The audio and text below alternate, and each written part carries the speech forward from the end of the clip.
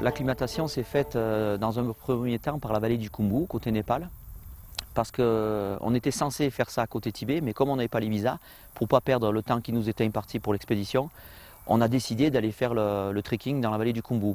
Donc on est parti de Lukla à 2300 mètres et on est monté par plusieurs étapes jusqu'à Gokyo.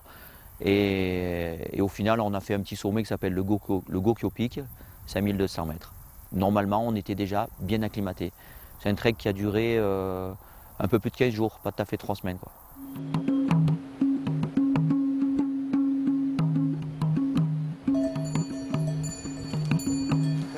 Namaste.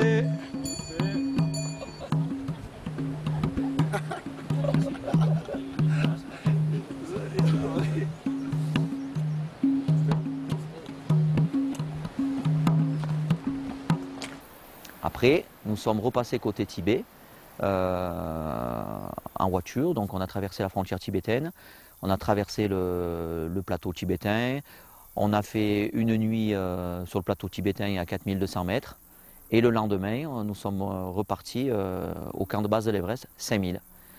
Alors l'acclimatation, pour vraiment être acclimaté de façon optimale, commence effectivement au camp de base à 5200 mètres et s'achève à 7500 mètres en plusieurs étapes. Pour monter à 5800 mètres, on a fait une nuit. Après, on est arrivé à 6400 mètres, on a fait 3 ou 4 nuits de repos. Et puis après, on a commencé à faire une première étape à 7000 mètres au col nord, une nuit à 7050 et une montée au camp 2 à 7500, 7600 mètres.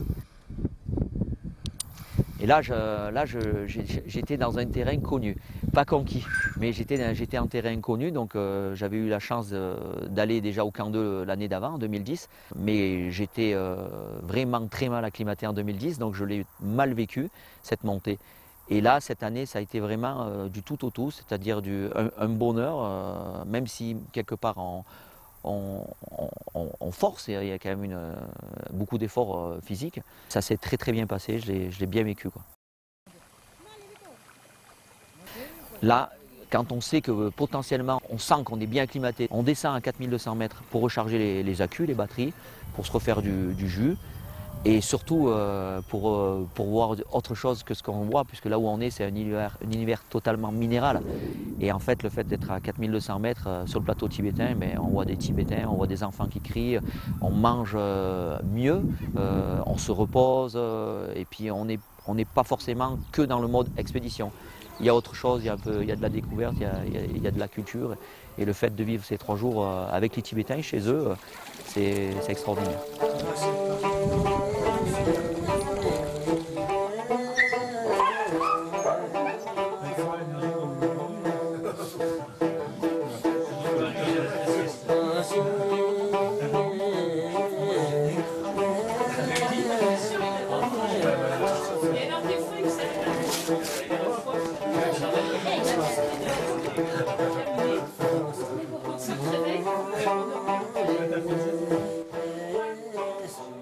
À partir du 12-13 mai, on a commencé à reprendre de la hauteur, donc on est au camp de base avancé. Et on nous annonce qu'à peu pour le 21 mai, c'est-à-dire le sommet, 21, 22 mai, ça peut être potentiellement bon. Et malheureusement, après, on nous annonce que le 22 mai, c'est déjà plus bon. Donc il reste plus que le 21 mai. Là, c'est très très dur à vivre. On est partis tous ensemble, sans se mettre la pression. Donc on est parti vers 9h30, 10h. Et évidemment, quand on est arrivé au pied du col Nord, il y avait une procession de grimpeurs qui étaient au pied de ce col Nord. Le lendemain, réveil, Et départ pour le camp 2, 7500 mètres. Et là, on est confronté déjà à d'autres images. Et du coup, je me suis dit, bon, te mets pas la pression, va jusqu'au camp 2, puisque tu connais l'altitude du camp 2, tu y es déjà allé. 7500 mètres, sans os, bien fracassé. Voilà, donc on est en train d'installer la tente, elle est en pente. On va avoir les pieds dans le vide. Donc je sais pas si on va passer une bonne nuit, on verra bien demain matin quoi. On a nos bouteilles d'oxygène et on va sûrement les utiliser.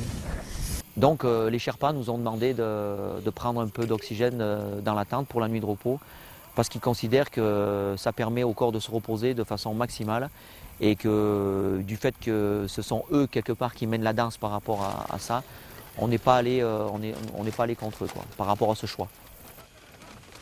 Leur rôle, c'est gérer dans un premier temps de la logistique à très haute altitude, et surtout le client. C'est-à-dire que le Sirdar avait été clair par rapport à ça.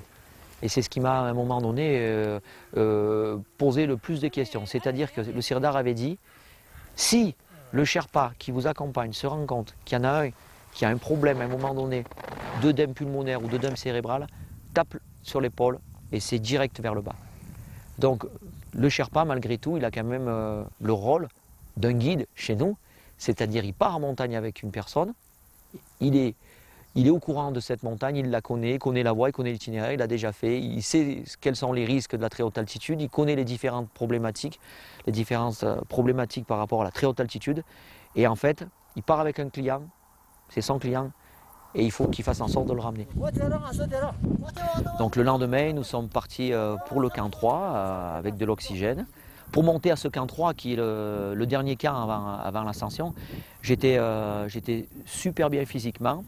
Bon, j'avais un petit peu des problèmes de toux parce que j'étais un peu malade, mais physiquement super bien, un bon moral en plus. Et je suis monté vers ce camp 3 sereinement. Il faut savoir que le camp 3 côté arête nord, c'est-à-dire côté Tibet, sur la voie Irvine et Mallory, ce camp 3 est à 8300 mètres ou 8370 mètres. C'est le plus haut de la planète. C'est-à-dire qu'il n'y a pas une tente sur la planète à cette altitude. Ben ça y est, nous voilà arrivés au camp 3. Ben c'était assez long, hein. Nous on vient d'arriver, voilà. Donc il faut qu'on boit. Ouais, on a pris de l'oxygène et je te parle pas longtemps parce qu'il faut que j'en reprenne de l'oxygène là. Voilà. Bah allez, à tout à l'heure. Hein, ouais. Allez, je t'embrasse chérie. On part vers 9-10 heures normalement. En fait, au camp 3, à 8300 mètres, c'est pas une nuit.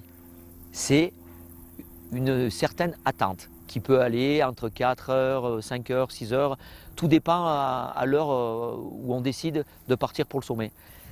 Beaucoup d'appréhension, énormément d'appréhension parce que là, ça commence à faire très très très haut. Surtout que le camp, il est très très incliné, donc il y a pas mal de vide sous les tentes. Et puis le vent qui tape dans la tente et se dire, ben voilà, ça y est, après toutes ces années où tu as vu pour la première fois l'Everest, là tu te dis, ben, tu vas y aller, tu vas tenter le truc, quoi. Donc pas facile à gérer psychologiquement.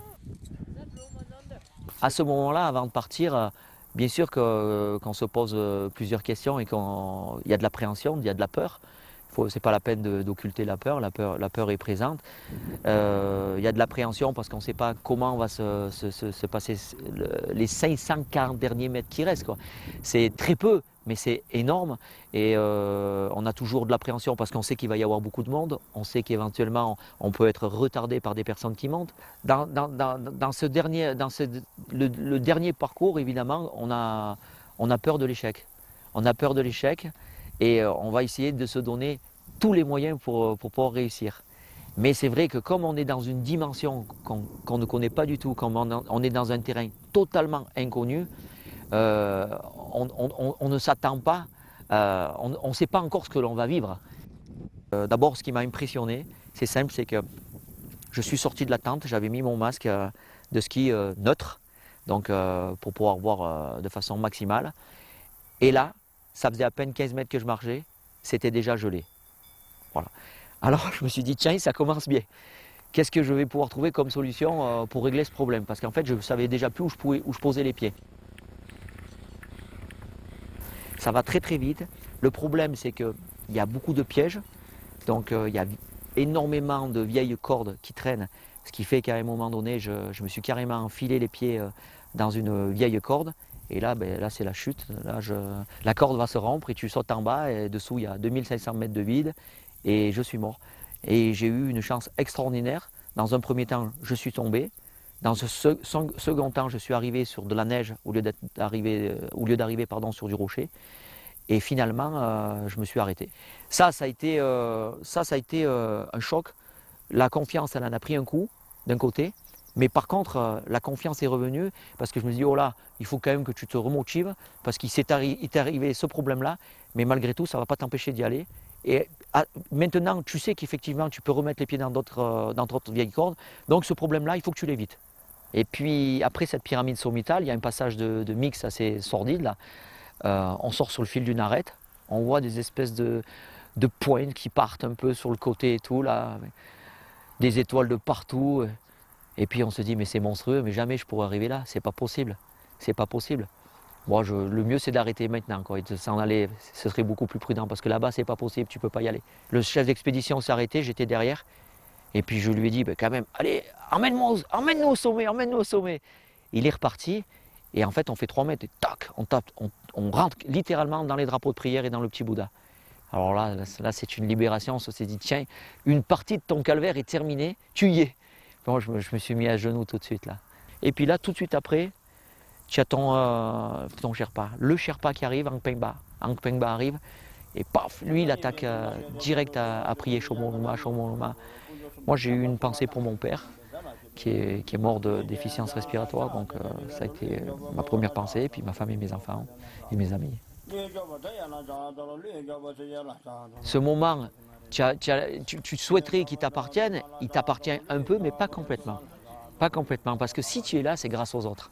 Et donc, à un moment donné, il faut que tu puisses partager ça avec les autres. Mais si tu es à genoux quand même, tu es sur le toit du monde.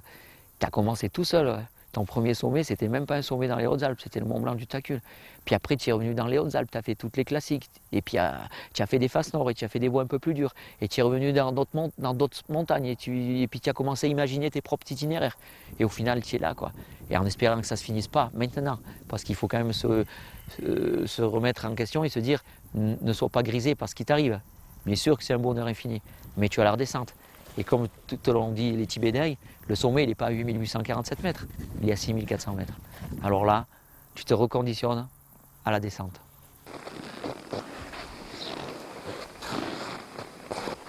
Moi, j'y suis allé en 2010, je me suis pris une belle claque dans les gencives, mais je ne suis pas parti de l'Everest en me disant « j'arrête la montagne ». Polo, c'est un métier la montagne. Je suis parti au pied de l'Everest, en regardant l'Everest en 2010, en la regardant et en me disant « jamais plus tu auras la chance de pouvoir revenir là ». Ça a été ma question. Et donc je suis quelqu'un de très chanceux, puisqu'avec un an d'intervalle, en 2011, je me retrouve dans une expédition, j'arrive au sommet, je peux partager ça avec les gens que j'apprécie, des gens qui aiment la montagne, et de ne pas vivre ça de façon égoïste. Et donc je considère que je suis quelqu'un de très très chanceux. Je veux dire, c'est pas parce que j'aurais échoué une seconde fois que j'aurais plus fait du tout de montagne. Je me serais peut-être dit à un moment donné, tu n'es pas fait pour la très haute altitude, mais moi, ma quête de la spiritualité, elle est là, donc elle est ici, dans les Alpes, elle est en Himalaya, elle peut être dans les Andes ou en Antarctique, voilà, dans tous les massifs. L'important, je pense, c'est de s'élever, où qu'on soit.